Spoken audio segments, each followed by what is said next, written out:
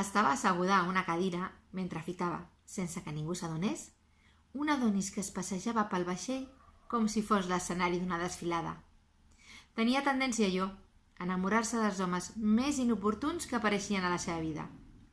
A més xulo, més passió. I com més passió, més volada. I després pitjor era l'ensopegada. Feia 3 dies que estaven al vaixell i 3 dies que seguien el mateix ritual. Ella s'estava a la mateixa cadira i ell passejava amb la mateixa intensitat de les 19 a les 20, just abans que servissin el sopar. «Que guapo que és», va pensar ella per enèsima vegada. «Que guapo que sóc», va afirmar ell mentre el seu ego li feia créixer un parell de centímetres d'alçada. I així van seguir durant tot el creuer. Però l'última nit, la nit de l'espectacle de comiat, ella va decidir apropar-se.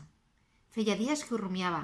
Havia de fer alguna cosa o l'home de la seva vida, aquella Adonis perfecta que l'havia acompanyada en el viatge, desapareixeria i mai més en podria seguir el rastre. Així que es va posar el vestit blanc i va seure en la cadira esperant sentir-lo proper. Va començar a preparar l'estratègia. S'hi aproparia, li diria qualsevol cosa sobre qualsevol cosa i de segur que l'enamoraria. Ella el miraria i després ell l'abraçaria. Es farien un petó i marxarien d'una volada al camarot on farien l'amor fins que el vaixell fes port. Després ell s'aixecaria, se la miraria als ulls i li diria... Una forta llum d'una llanterna directa als ulls la va treure d'aquell somni i li va fer recordar què li va dir el seu últim amant en la seva primera i única nit de passió.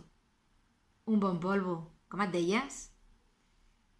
Quan en aquell mateix instant, sota tot pronòstic, l'Adonis es va apropar a ella, l'enamorada de la cadira se'l va mirar a la cara i abans que ell pogués badar boca li va dir «Marta, ja l'ha buscat un altre per cardar».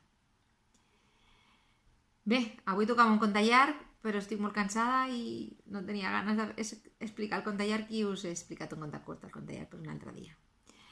I ja està, poqueta cosa més. Espero que us hagi agradat i res, ens veiem demà. Petonets!